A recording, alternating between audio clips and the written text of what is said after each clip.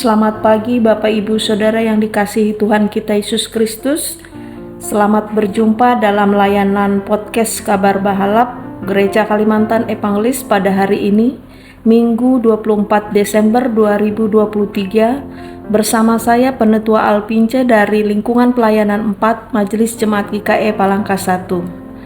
Doa dan harapan saya, Bapak Ibu Saudara semua dalam keadaan baik, sehat dan penuh sukacita, dan selalu berlimpah berkat dari Tuhan. Pada hari ini kita akan membaca dan merenungkan firman Tuhan yang terdapat dalam Perjanjian Baru, Injil Lukas pasal 1 ayat 26 sampai dengan 38. Namun sebelumnya mari kita berdoa.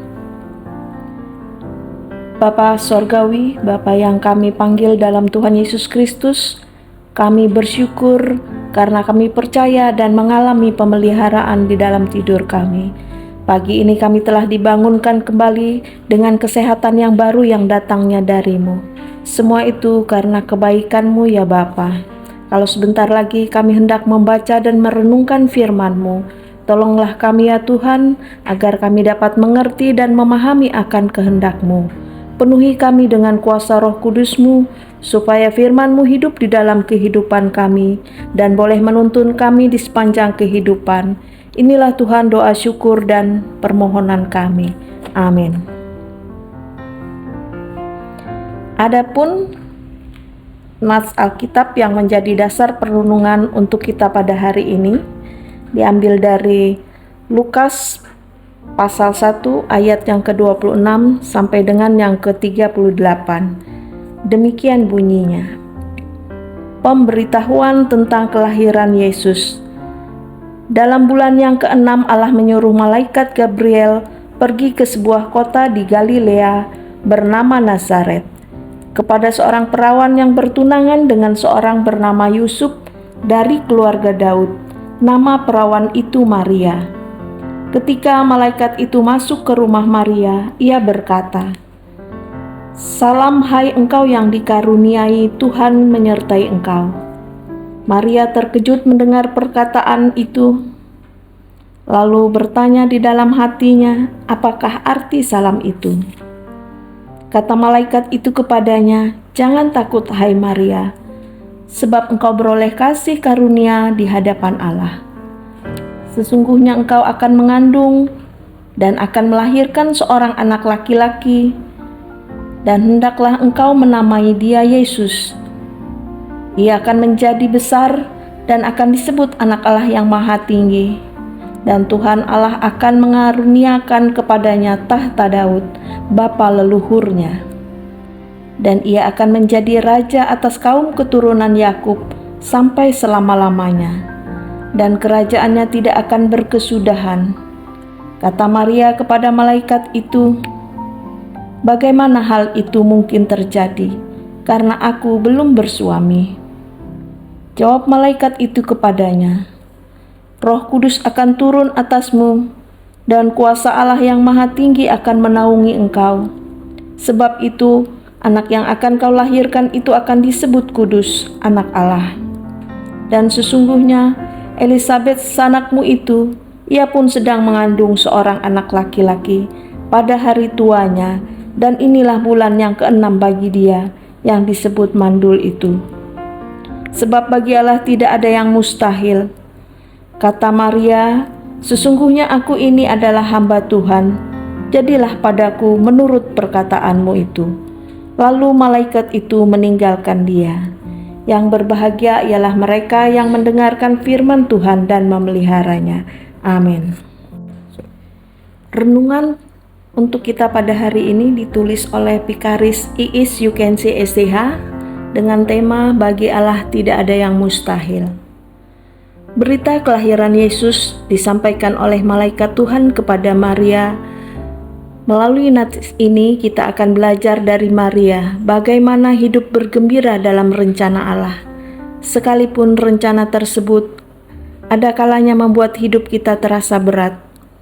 Kabar baik yang diterima Maria adalah kehadiran seorang bayi bernama Yesus, yang nantinya akan menjadi besar dan akan disebut Anak Allah yang Maha Tinggi.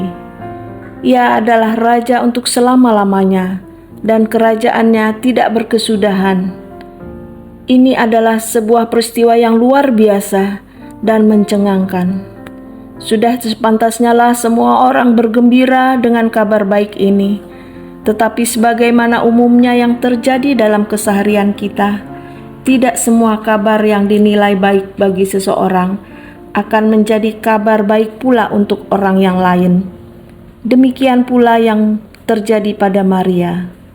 Berita yang sangat istimewa ini tidak membuat Maria lupa bahwa walau ia yang dipercaya untuk mengandung dan melahirkan bayi itu, tetapi ia tetap adalah seorang perawan yang masih terikat status pertunangan dengan Yusuf. Ada risiko besar yang harus ditanggungnya bila sampai masyarakat mengetahui tentang kehamilannya. Kabar baik itu sepintas lalu memang sepertinya tidak baik untuk seorang Maria. Tetapi tidak demikian kenyataannya. Maria bersukacita, bergembira karena kabar tersebut. Bagaimana bisa itu terjadi dalam hidup kita? Bisa saja, asalkan kita mau memilih jalan yang dipilih Maria, yaitu jalan kerendahan hati. Sesungguhnya aku ini adalah hamba Tuhan, jadilah padaku menurut perkataanmu itu.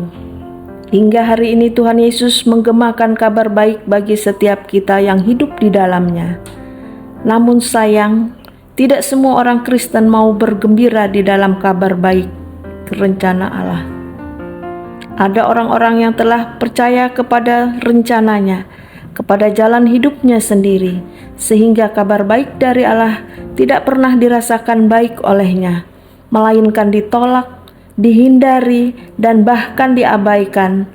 Untuk bisa merasakan kegembiraan seperti Maria, maka marilah kita belajar merendahkan diri di hadapan Allah kita yang besar. Karena Allah itu terlalu besar, terlalu tinggi untuk kita selami pikirannya. Karena itu cukuplah dengan percaya kepada kesetiaannya dan merendahkan hati, sama seperti Maria yakin bahwa situasi yang sulit bisa ia hadapi karena Allah yang maha tinggi akan menaungi, seperti yang terdapat dalam ayat 35.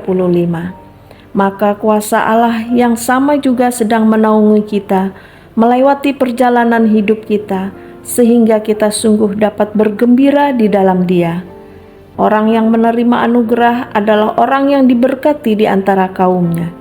Anugerah bukan sesuatu yang kita terima sebagai upah atau hasil kerja kita. Anugerah adalah sebuah pemberian cuma-cuma dari Tuhan. Mengapa? Karena Allah tahu bahwa berusaha pun tidak mungkin bagi kita untuk mendapatkan hal tersebut. Sebagai Bapa yang baik, Dia memilih untuk memberikannya sebagai anugerah kepada kita. Allah tahu sekeras apapun manusia berusaha, tetap saja akan binasa dalam api neraka.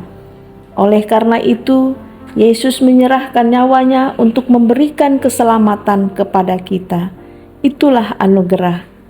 Daud adalah orang yang sederhana. Setiap hari dia di padang menggembalakan domba. Masa depan sebaik apa yang bisa dia harapkan? Kalau sampai dia bisa menjadi raja, itulah anugerah Tuhan. Tadinya kita hidup dalam dosa dan jauh dari Tuhan. Sekarang kita bisa terlibat dalam pelayanan, beribadah tiap minggu, bertumbuh kehidupan rohani kita, dan menyelamatkan jiwa-jiwa.